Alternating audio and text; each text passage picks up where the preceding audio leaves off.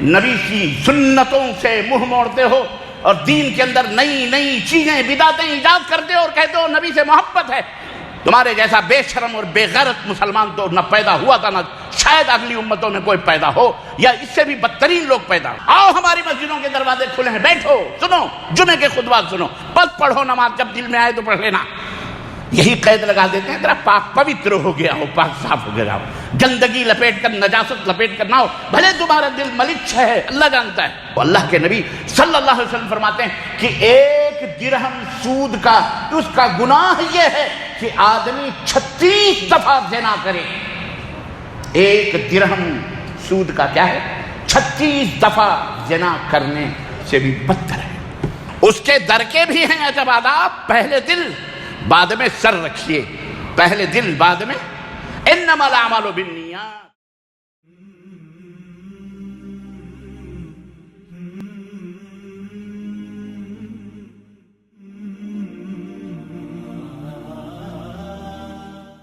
ان الحمد للہ نحمده ونستعینه ونستغفره ونؤمن به ونتوکل علیہ ونعوذ بالله من شرور أنفسنا ومن سيئات أعمالنا من يهده الله فلا مضل له ومن يضلل فلا هادي له وأشهد أن لا إله إلا الله وأشهد أن محمدا عبده ورسوله أما بعد فإن خير الحديث كتاب الله وخير الهدي هدي محمد صلى الله عليه وسلم وشر الأمور محدثاتها وكل محدثة بدعة وكل بدعة ضلالة وكل ضلالة في النار. قال الله تبارك وتعالى يا أيها الذين آمنوا اتقوا الله حق تقاته ولا تموتن إلا وأنتم مسلمون. يا أيها الناس اتقوا ربكم الذي خلقكم من نفس واحدة وخلق منها زوجها وبث منهما رجالا كثيرا ونساء واتقوا الله الذي تساءلون به والأرحام إن الله كان عليكم رقيبا. يا أيها الذين آمنوا اتقوا الله وقولوا قولا سديدا يصلح لكم أعمالكم ويغفر لكم ذنوبكم ومن يطع الله ورسوله فقد فاز فوزا عظيما. اللهم صل على محمد وعلى آل محمد كما صليت على إبراهيم وعلى آل إبراهيم إنك حميد مجيد. اللهم بارك على محمد وعلى آل محمد كما باركت على إبراهيم وعلى آل إبراهيم إنك حميد مجيد. تمام قسم کی حمد و ثنا، کبریائی اور بڑائی اس اللہ عز و جل کے لیے لائق و زیبہ ہے جس نے ہمیں اور آپ کو پیدا فرمایا، اور بے شبہ درود و سلام اس ذات مبارکہ مطہرہ پر جن کا نام نامی اسم گرامی احمد مجتبیٰ محمد مصطفیٰ صلی اللہ علیہ وسلم. برادران اسلام، عزیزان ملت اسلامیہ، نوجوان دوستوں، بزرگوں اور بھائیوں اور قابل احترام اسلامی ماں اور بہنوں اور عزیز بچوں،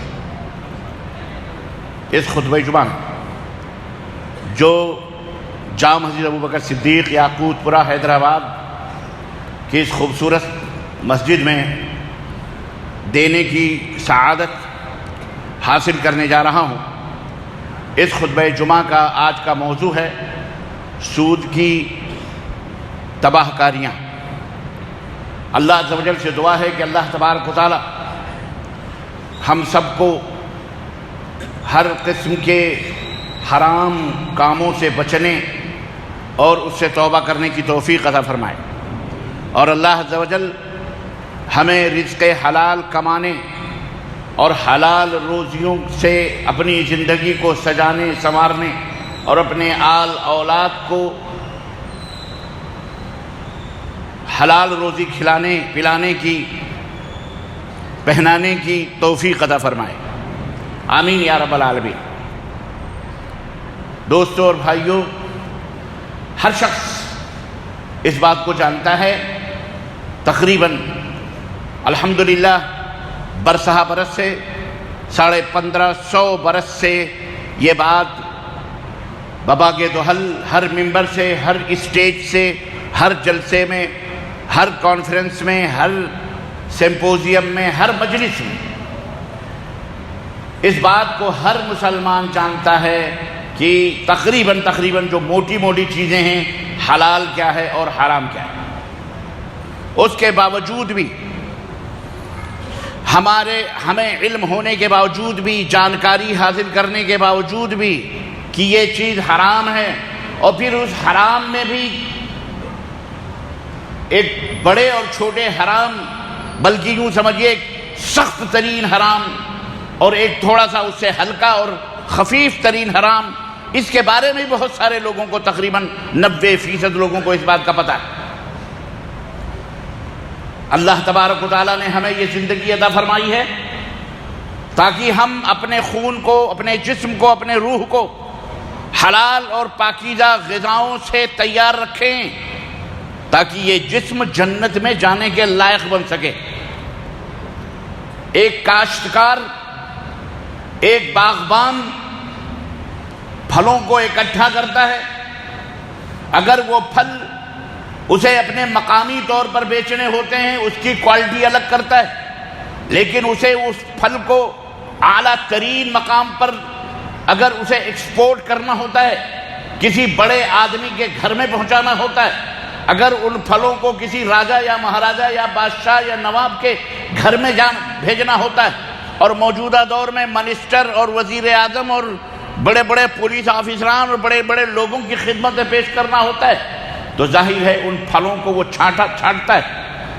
جو پھل اعلیٰ کوالٹی کے ہوتے ہیں، بہترین شکل و صورت کے ہوتے ہیں، اندر بھی جس کا بہترین، باہر بھی جس کا بہترین، اور جس کا ذائقہ بھی لذیذ، اور جس کی رنگت بھی خوبصورت، اور جس کا کلر بھی شاندار، اور جس کی تر و تازگی بھی بہترین ہوتی ہے، وہ بڑے لوگوں کی خدمت میں ان پھلوں کو وہ پیش کرتا ہے، کوشش کرتا ہے، وہ کوشش کرتا ہے کہ اچھے سے اچھا مال وہاں پہنچایا جائے تاکہ اچھی سے اچھی قیمت، اچھی سے اچھی تعریفیں، اچھی سے اچھی پذیرائی، اچھی سے اچھی مارکیٹنگ، اچھے سے اچھا بزنس اور اچھے سے اچھے اس کے ثمرات اور اس کے پھل ہم حاصل کر سکیں، بہترین سے بہترین مال ہم حاصل کر سکیں۔ ایک باغبان کی یہ جد و جہد ہوتی ہے، کوشش ہوتی ہے، اور یہی معاملہ ہر تاجر کے ساتھ ہوتا ہے۔ جتنے بھی تجارت کرنے والے لوگ ہیں، چاہے وہ غلوں کی تجارت کرنے والے ہوں، پھلوں کی تجارت کرنے والے ہوں، سونے اور جواہرات اور ہیرے کی تجارت کرنے والے ہوں، گاڑیوں کی تجارت کرنے والے ہوں، کپڑے لتے، جوتے، چپل، ٹوپی، سر سے لے کر پیر تک جتنی بھی ضروریات ہیں ان سب کی تجارت کرنے والے ہوں، سب کی یہ جد و جہد اور کوشش ہوتی ہے کہ وہ اچھے سے اچھا مال، اچھے سے اچھی چیزیں اچھے لوگوں تک پہنچانی ہے تو اعلیٰ کوالٹی اور بہترین چیز اس کو پہنچائے۔ ایک مثال میں نے دی ہے، جنت میں اگر جانا ہے تو اللہ طیب، ان اللہ طیب لا یقبل الا الطیب، اللہ پاک و صاف ہے، اللہ پاکیزہ ہے، صاف ستھرا ہے، اچھی چیزیں، اللہ سب سے اعلیٰ ہے، سب سے اکبر ہے، سب سے بلند ہے، تو وہ اپنی جنت میں بھی انہی لوگوں کو جگہ عطا فرمائے گا جو اعلیٰ ہوں گے، جو افضل ہوں گے، جو بہترین ہوں گے، جن کی روح بھی پاکیزہ ہوگی، جن کا جسم بھی پاکیزہ ہوگا۔ اما اور تو اور دنیا ہی کے اندر دیکھ لو، مسجد کے اندر داخل ہونے، ناپاک کو مسجد کے اندر داخل ہونے کی اجازت ہے؟ مجھے بتاؤ مسلمان، وہ ناپاکی جو آپ کو ظاہر بھی نہیں ہو رہی ہے، اگر آپ کی باطنی ناپاکی ہے، یعنی ظاہر نہیں ہو رہی، جسم ناپاک ہے، آپ بڑے حدث یعنی بڑی ناپاکی کا شکار ہے۔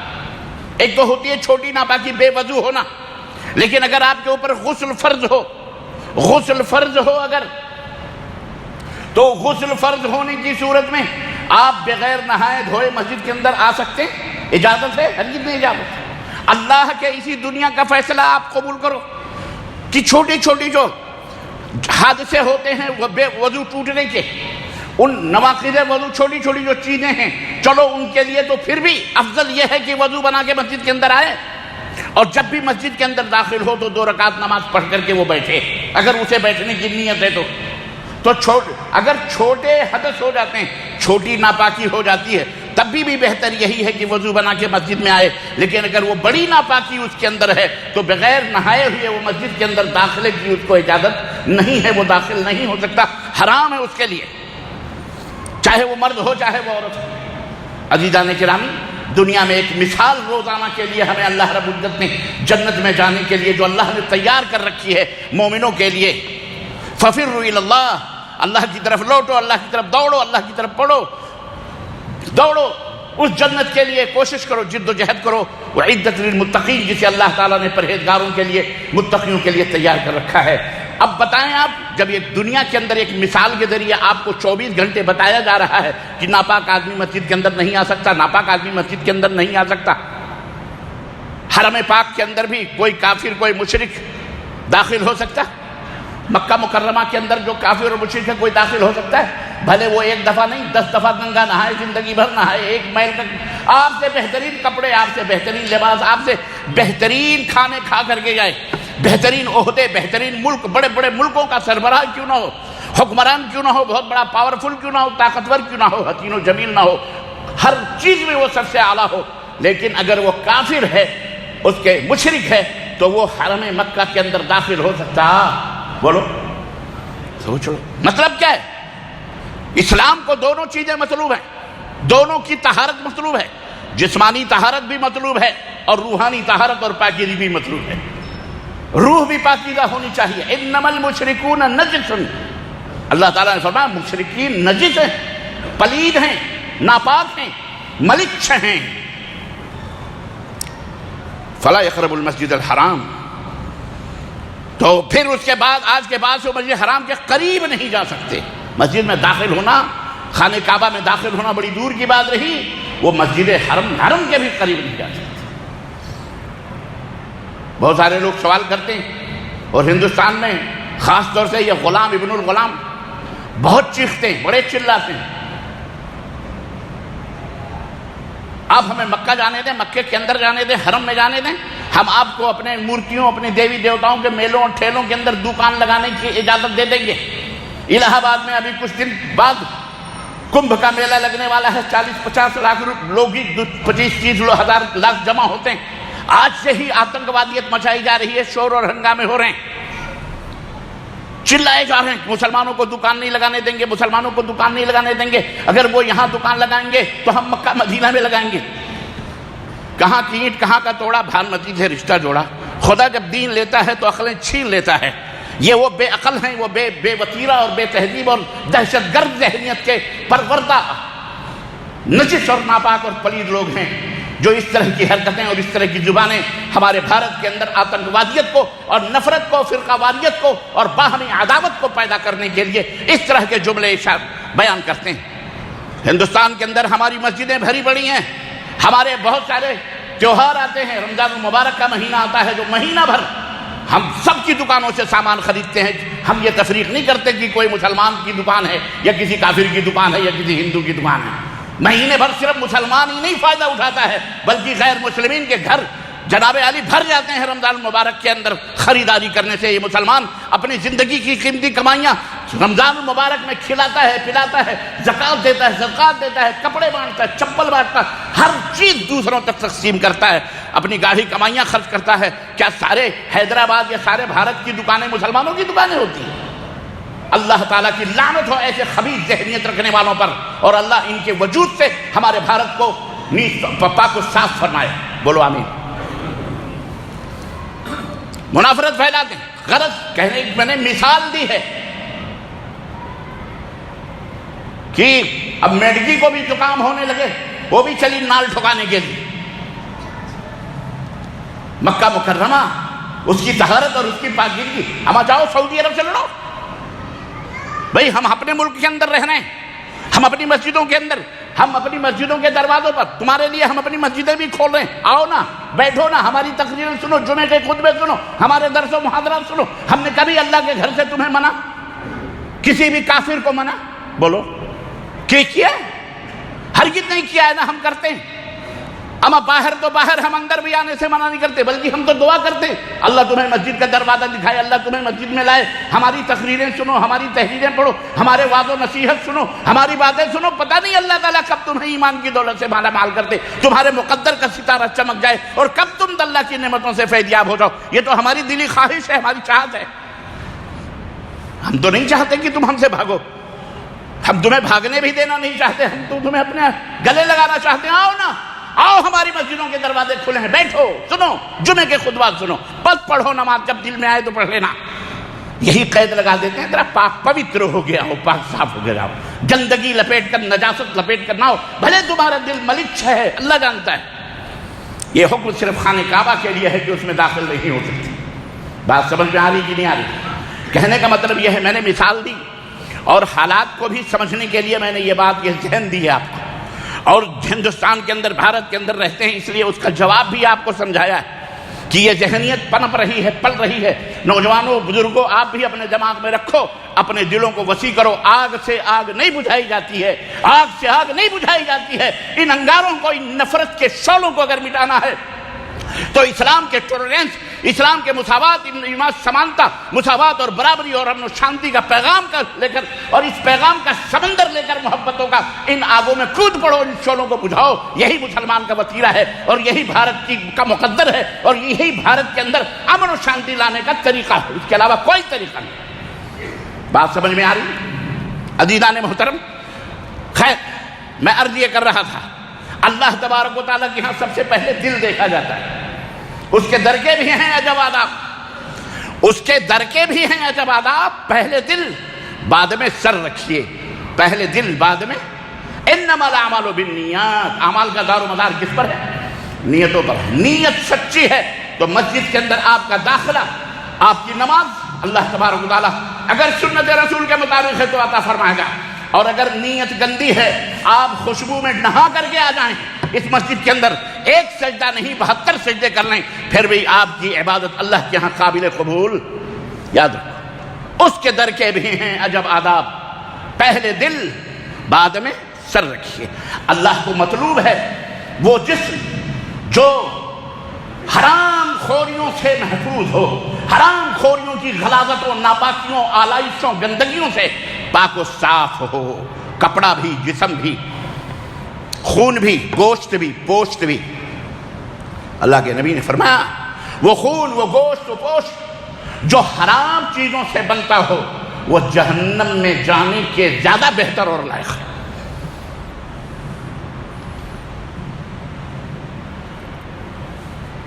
تو روح کی پاکیزگی بھی ہونی چاہیے اور جسم کی بھی پاکیزگی اسلام کو مطلوب ہے۔ میں نے مثال دیا، جسم پاک و صاف ہے لیکن روح اگر ملچ ہے، گندی ہے، نجس ہے، مشرکہ ہے، وہ روح اپنے جسم کے ساتھ مسجد حرام میں داخل ہو سکتی نہیں۔ تو جنت اللہ کا پسندیدہ، اللہ کی جگہ ہے جسے اللہ نے پرہیزگاروں کے لیے، متقیوں کے لیے بنائی۔ اس میں داخلے کے لیے اگر جنت میں جانا ہے تو اپنے روح کو بھی پاکیزہ کرنا پڑے گا اور اپنے جسم کو بھی پاکیزہ کرنا پڑے گا۔ ان اللہ لا ينظر الى صورکم ولا الى اموالکم بل ينظر الى قلوبکم واعمالکم۔ نبی کائنات نے فرمایا کہ اللہ تبارک و تعالیٰ تمہاری شکل و صورتوں کو نہیں دیکھتا، نہ تمہارے مال و دولت کو دیکھتا ہے کہ تم کتنے بڑے سیٹھ ہو، کتنے بڑے لیڈر ہو، کتنے بڑے جج ہو، کتنے بڑے ایس پی آفیسر ہو، کتنے بڑے کچھ بھی ہو، علامہ ہو، کتنے بڑے فلانہ ہو، کتنے بڑے محدث ہو، کتنے بڑے کچھ بھی ہو۔ اللہ تبارک و تعالیٰ سب سے پہلے تمہارے دل کو دیکھتا ہے، تمہارا دل کیا ہے، دل پاک و صاف ہے کہ نہیں۔ تمہاری شکل و صورتوں کو نہیں، تم نے ٹوپیاں کیسے لگائیں، تم نے جبے خبے کیسے پہنے، تم نے پگڑیاں کیسی باندھی، تم نے اونچی ٹوپی لگائی یا چھوٹی ٹوپی لگائی۔ پھر ٹوپیوں سے بھی آج مسلمانوں کو پہچانا جاتا ہے، نہیں صحیح بتا رہا ہوں۔ ہمارے دیش کے کسی لیڈر نے کہا تھا کپڑوں سے پہچان ہوتی ہے، کپڑوں سے پہچان۔ یہ بات تو ہمارے مسلمانوں میں بہت پہلے سے ہے، ٹوپیوں سے پہچان لگائی جاتی ہے کہ یہ کس فرقے کا آدمی ہے، کس جماعت کا آدمی ہے۔ اللہ ہدایت عطا فرمائے، بولو آمین۔ اور لوگوں نے پہچان بنائی بھی، کون سی ٹوپی کون لگاتا ہے، کون سی ٹوپی کون لگاتا ہے، کون سی ٹوپی کون لگانا چاہیے۔ یہ ٹوپی فلانے سلسلے کی ہے، یہ ٹوپی قادریت کی ہے، یہ ٹوپی نقشبندیت پہچان، یہ ٹوپی سہروردیت کی پہچان ہے، یہ ٹوپی مدنی گروپ کی پہچان ہے، یہ کوئی فلانے گروپ کی پہچان ہے، یہ مکی گروپ کی پہچان ہے، یہ فلانے ڈی گروپ کی پہچان ہے، یہ بی گروپ، یہ باقاعدہ اس میں بھی پورا گھول میل مسلمان ہو۔ یہ ہندوستان کے اندر ڈپلیکیٹ مال ہر جگہ چلتا ہے، ورجنل نہیں۔ عربوں کو دیکھو، ایک ہی لباس ہے، ایک ہی چیز ہے، ایک جبہ ہے، ایک کرتا ہے، ایک ٹوپی ہے، ایک یہ پر پہن کے چلتے ہیں بس. امیر ہو کہ غریب ہو کہ مولانا ہو کہ عالم ہو کہ فاضل، جو لوگ یہاں تو کثرت کے ساتھ لوگ سعودی عرب سے آئے ہوئے لوگ لوٹے، سب جانتے ہیں، سب لال گدرے شماغ پہنے ہوئے آگے پیچھے چلتے رہتے، ایک ہی لباس میں سب رہتے ہیں. اور ہمارے یہاں اس کی تو گاڑیاں بھی الگ ہوتی ہیں، اس کی تو ٹوپیاں بھی الگ ہوتی ہیں، ہے کہ نہیں؟ اللہ ہمیں ہدایت عطا فرمائے. دورنگی چھوڑ دے ایک رنگ ہو جا، دورنگی چھوڑ دے ایک رنگ ہو جا، سراسر موم یا تو سنگ ہو جا. یا ایھا الذین آمنوا ادخلوا فی السلم کافہ، اے ایمان والو مکمل طریقے سے اسلام میں داخل ہو جاؤ، آدھا تیتر آدھا بٹیر نہ رہو کہ پڑھیے نماز تو وضو گنگو جمن سے ہو اور راضی رہے خدا تو برہمن کو غم نہ ہو. یہاں بھی سر جھکاؤ وہاں بھی سر جھکاؤ، ہے کہ نہیں؟ یہ ہے مسلمانی. کس لیے؟ چند سکے حاصل کرنے کے لیے، چند عہدے اور منصب حاصل کرنے کے لیے لوگوں نے وہ شعبدے بادیاں شروع کی ہیں. استغفر اللہ استغفر اللہ. زباں پہ امن کے نغمے ہیں، دل جہنم ہے. تو حرام خوری، کتنی لمبی داڑھی رکھ لو اور کتنے لمبے چوگے اور نمازوں کے گھٹے پیشانیوں پہ سجا لو، اور عاشق رسول اور عشق رسول اور عشق اولیاء جا کے ماتھے رگڑ رگڑ کے ہڈیاں رگڑ لو. اگر حرام کھا رہے ہو نا تو یاد رکھو جہنم میں تو جانا پڑے گا. اور اس حرام کی بہت ساری صورتیں اور شکلیں ہیں. آج کا خطبہ ایک صورت اور ایک شکل کے بارے میں ہے بس. اور آپ سوچ رہے ہوں گے کہ ربانی صاحب کا موضوع تو کچھ اور ہے، جا کہیں اور رہے ہیں. اصل بات کیا ہے میں سمجھ رہا ہوں، آپ کی دلی کیفیات، ذہنی کیفیات میں سمجھ رہا ہوں، لیکن آیا راچے بیاں سورج نکلا ہوا ہے. اب میں کہوں سورج نکلا ہوا ہے، سورج نکلا ہوا ہے، سورج نکلا ہوا، دھوپ آئی، بیوقوف آدمی تو ہم بھی جانتے ہیں سورج نکلا ہوا ہے، سورج نکلے گا تو دھوپ آئے گی، اجالا ہوگا، اندھیرا مٹے گا، یہ تو سب کو پتا ہے. آپ کو بھی پتا ہے سود نہیں کھانا چاہیے. ایک دفعہ نہیں، میں نے بتایا نا 1500 برس سے 1550 برس سے سن کے یہ کان پک گئے، لیکن ہاتھ اور دل ابھی تک اس کے قائل نہیں ہوئے. اور میں یہ تو جانتا ہوں کہ آپ جانتے ہو. چند چیزیں ہیں وہ میں بتانا ہے، مجھے یہ نہیں بتانا ہے سود حرام ہے. آپ کو پتا ہے سود حرام ہے. مجھے اس کی تھوڑی سی آپ کو ہنٹ دینی ہے، ایسی جو آپ کے دلوں کو چھو جائے، آپ کے ذہن و دماغ تک یہ بات بھلے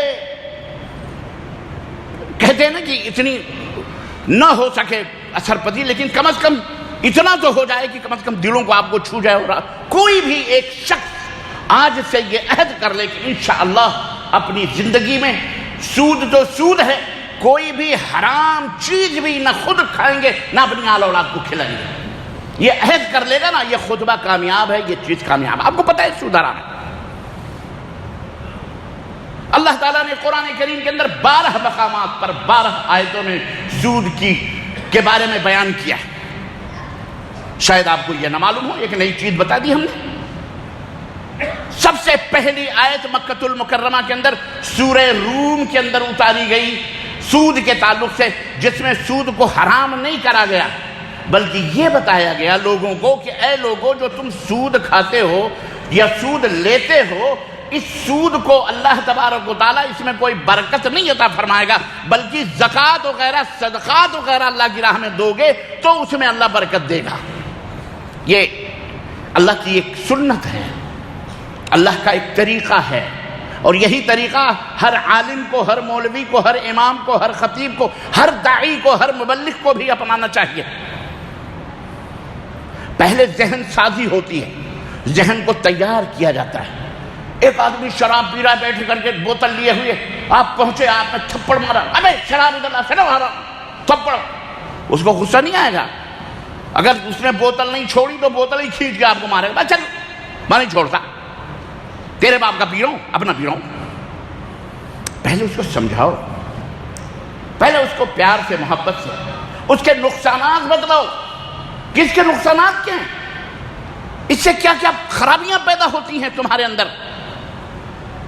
لوگ گٹکا، پان، تمباکو کھا رہے ہیں، بلکہ اب کیا زمانے سے علماء بھی کہا رہے ہیں، شیخ الحدیث ہیں، تقریر کرنے بھی جا رہے ہیں تو آپ کے مسند اور آپ کے غالیچے اور آپ کے ٹیبل اور ڈیسک کے ساتھ ساتھ پیک دان بھی بغل میں، اغل دان بھی جا رہا ہے. آپ بھی شریف ہیں، آپ کا اغل دان بھی شریف ہے، نالین مبارک ہے، نالین مبارک ہے، نالین شریف ہے، نالین بھی شریف ہے بھائی. آپ ضرور مکہ مدینہ شریف ہے، نالین بھی شریف ہے. لوگوں نے تو باقاعدہ اس کی پوجا بھی شروع کری ہے. ہاں، پیپروں میں نالین کے نقشے بنا کر اس کو پوجتے ہیں، اس کو باقاعدہ اس کو 11 مرتبہ آگے پیچھے درود، 11 مرتبہ پیچھے درود، اس کو پڑھ کے اس کا فاتحہ کرو. رات کے اندر اتنا یہ کرو گے تو یہ ملے گا، یہ کرو گے تو یہ ملے گا، یہ کرو گے تو ملے گا. اگر بتیاں سلواؤ، لوبان سکھاؤ، اود بتیاں لگاؤ. باقاعدہ نالین کا نقشہ نبی صلی اللہ علیہ وسلم کے جوتے کا، اور اس کو سامنے رکھ کر کے یہ پڑھو یہ پڑھو.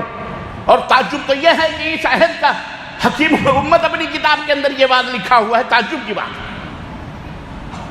اور اب تو باقاعدہ لوگوں نے اماموں کے اوپر لگائے ہوئے ہیں نقشے.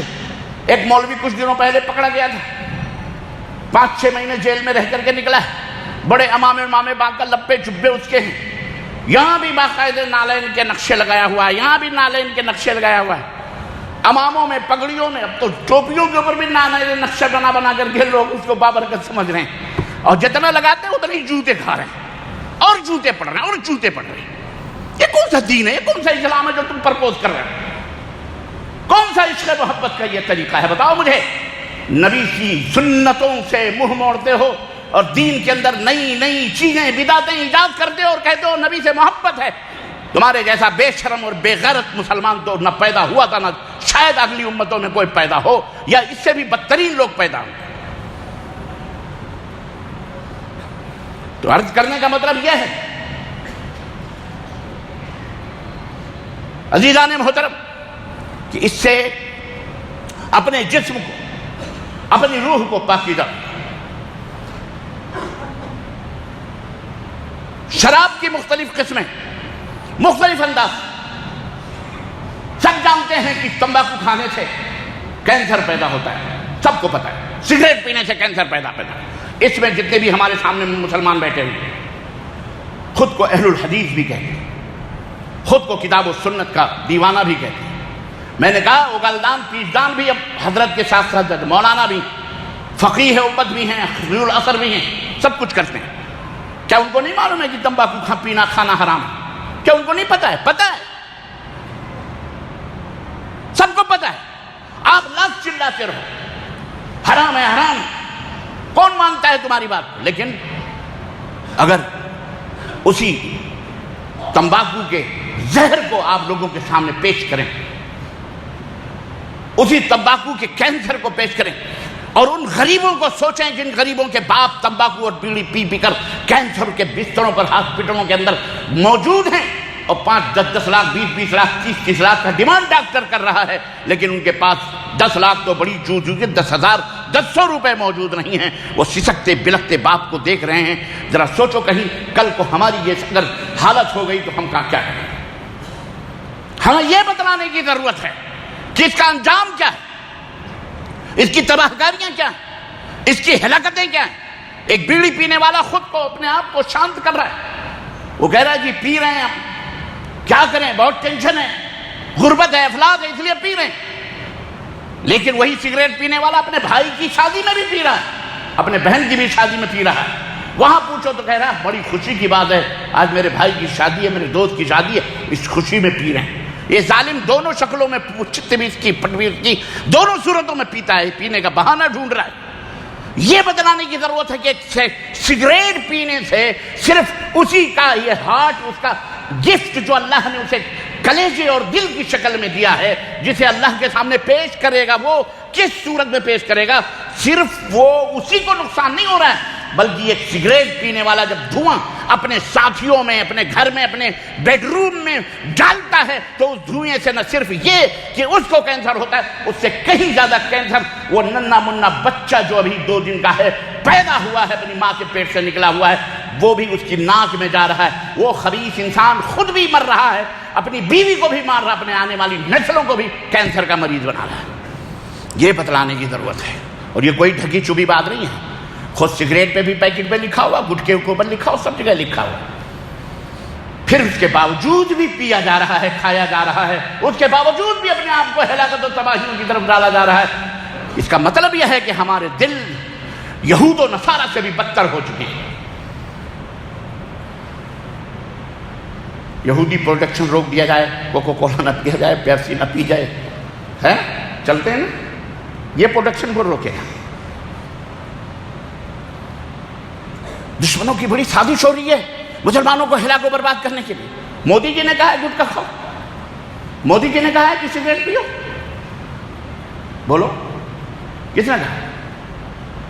جھوٹے ہو، ہم جھوٹے ہیں، ہم منافق، ہم صحیح مسلمان نہیں ہیں، ہمارے دل کے اندر ایمان نہیں ہے، ہم ان حرام چیزوں سے بچنا نہیں چاہتے، ہم سود کی لعنتوں سے نکلنا نہیں چاہتے، جس کی لعنت کا نتیجہ اللہ تبارک تعالیٰ نے قرآن کریم میں فرمایا فَأَذَنُوا حَرْبًا مِّنَ اللَّهِ وَرَسُولِهِ، اللہ اور اس کے رسول سے اعلان جنگ ہے۔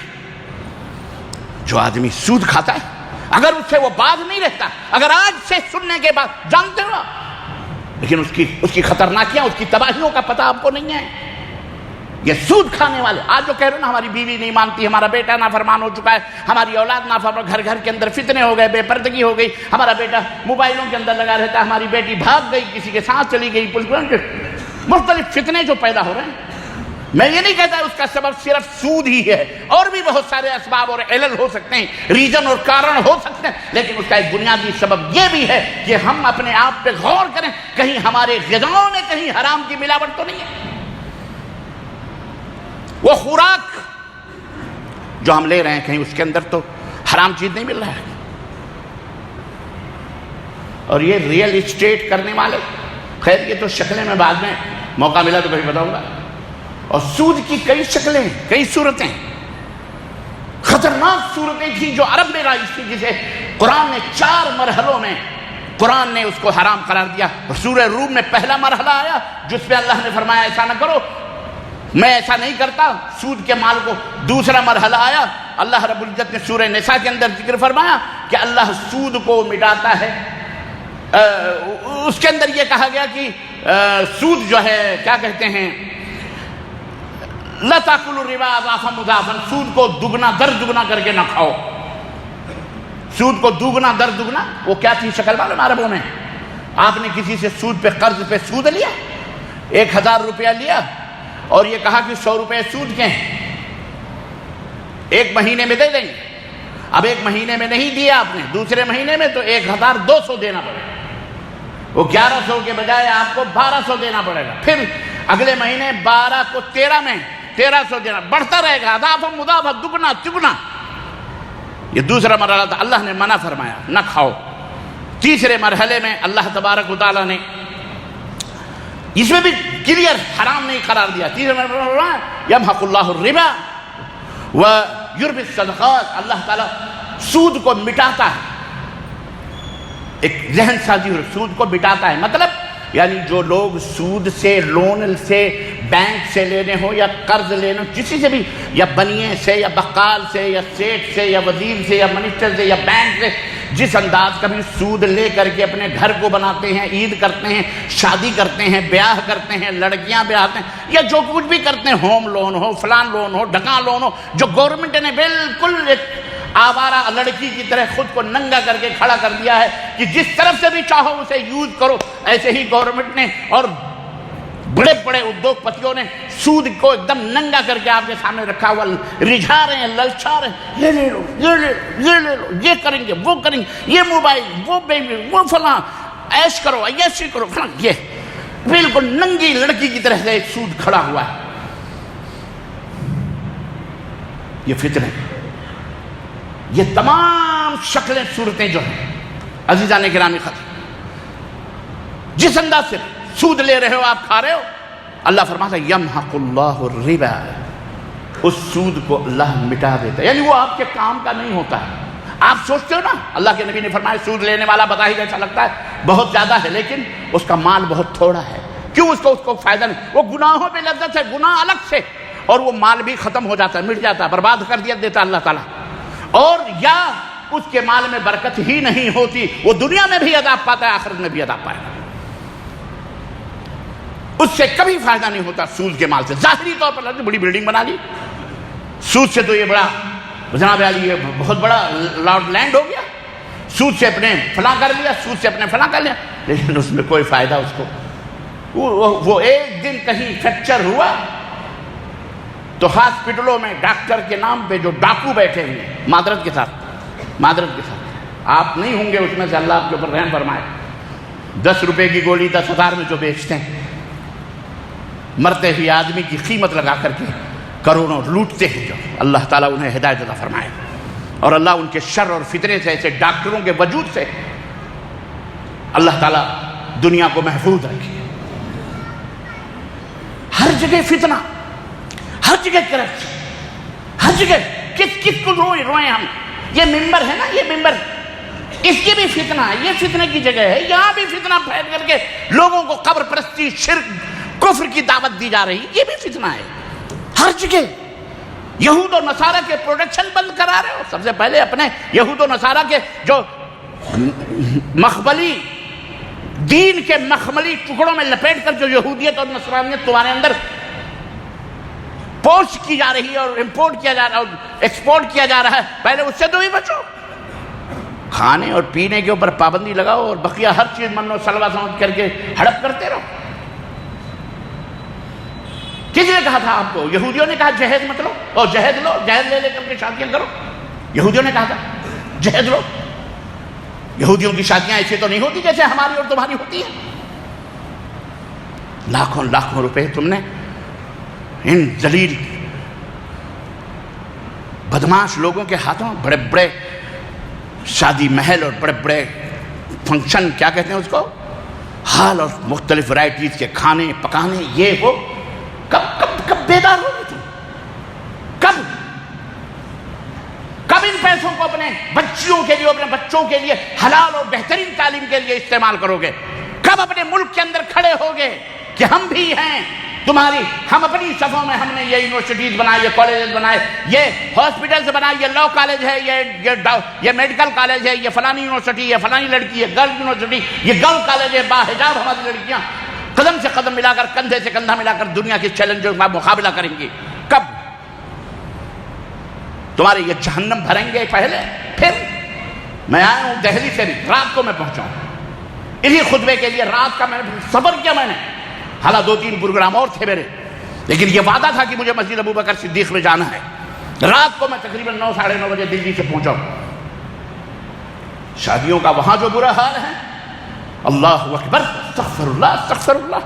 کفر کو بھی شرم آ گئی. ہم ادھر سے ایک شہر میں جا رہے تھے، نام نہیں لوں گا میں، اس شہر کے قریب ہی پہنچے، دلی سے 50-70 کلومیٹر کی دوری پر ہے پروگرام. راستوں کے اوپر وہ پٹاخے، وہ باجے، وہ مجیرے، وہ میوزکیں، وہ ڈیک. میں نے پوچھا کہ یہ کافر کی کیا ہے یہ؟ بولے یہ مسلمان فلانے سیٹ ہیں، ان کے بیٹی کی بارات جا رہی ہے.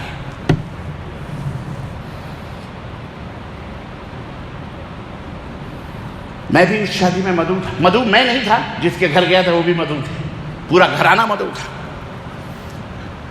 نہ جائیں تو کھانا نہ ملے، لیکن میری نیت یہ تھی جا کے دیکھیں تو صحیح اندر کیا ہوتا ہے. تو گیا میں. اللہ اللہ اللہ اللہ. تم یہودیت کو برا بھلا کہتے ہو. ایک ٹیبل پہ یہودیت پروٹیکشن کے بارے میں سوال ہوا. میں نے کہا پہلے یہ پروٹیکشن بند کرواؤ. یہ یہودیت سے کم پروٹیکشن ہے جو آپ کر رہے ہو بیٹھ کر. پیپسی کولا بند کرنے سے تم کیا سمجھتے ہو؟ یہ حال ہے ہمارا. ہم منافق بن چکے ہیں. عزیزان محترم، تباہیاں، ماں گھر گھر میں فتنے، یہ سود کی تباہ کاریاں ہیں، ہلاکتیں ہیں. جس گھر میں ماں سے جنا ہوگا، جس گھر میں ماں سے جنا ہوگی، بتاؤ وہ گھر کے اندر امن پیدا ہو سکتا ہے؟ اللہ کے رسول صلی اللہ علیہ وسلم نے فرمایا کہ زنا کے 70 بڑے بڑے گناہ ہیں. سب سے کم ترین گناہ سود کا. سود کے 70 بڑے بڑے دروازے ہیں. 70 بڑے بڑے دروازے ہیں، جس کا سب سے کم ترین اور چھوٹا گناہ یہ ہے کہ آدمی اپنی سگی ماں سے زنا کرے، بلاత్కాر کرے۔ اللہ فرماتا ہے قرآن کریم کے اندر کہ سود کے اندر گھاٹا ہی گھاٹا ہے، کوئی فائدہ نہیں ہے، اس لیے سود مت کھاؤ، توبہ کرو اس سے، حلال کھاؤ۔ نبیوں کو کہا یا ایھا الرسل کلوا من الطیبات، اے رسولو پاک چیزیں کھاؤ، واعملوا الصالحات، اور نیک اعمال کرو۔ رسول کون ہوتے ہیں؟ ہماری تمہاری طرح ہوتے ہیں۔ رسول وہ ہوتے ہیں جو معصوم ہوتے ہیں، شرک کفر حرام چیزوں سے دور ہوتے ہیں۔ عزیزان گرامی قدر، اس لیے اس بندے ناچیز کی درخواست سب سے پہلے نصیحت اپنے لیے، پھر آپ سب کے لیے، اللہ کے لیے، سود سے توبہ کرو، کم از کم اس بیماری سے پاک و صاف، جو ہو گیا توبہ کرو۔ اب آئندہ کے لیے یہ عہد کرو کہ انشاءاللہ تبارک و تعالی سود سے ہم نجات حاصل کریں گے انشاءاللہ تبارک و تعالی۔ ہر وہ چیز، مسائل ہیں علماء سے پوچھو، ہر وہ چیز جس میں سودی کاروبار ہو، سودی کمپنیز ہوں، سودی چیزیں ہوں، اس سے دور رہو۔ اللہ کے نبی صلی اللہ علیہ وسلم فرماتے ہیں کہ 1 درہم سود کا، اس کا گناہ یہ ہے کہ آدمی 36 دفعہ زنا کرے۔ 1 درہم سود کا کیا ہے؟ 36 دفعہ زنا کرنے سے بھی بدتر ہے۔ اللہ ہم سب کو نیک عمل کرنے کی توفیق عطا فرمائے، اور سود کی ان تباہیوں ہلاکتوں سے اللہ ہم سب کو بچائے، آمین یا رب العالمین۔ بارک اللہ لنا ولکم فی القرآن العظیم ونفعنی وإیاکم بالآیات والذکر الحکیم، انہ تعالی جواد کریم ملک بر رؤوف الرحیم۔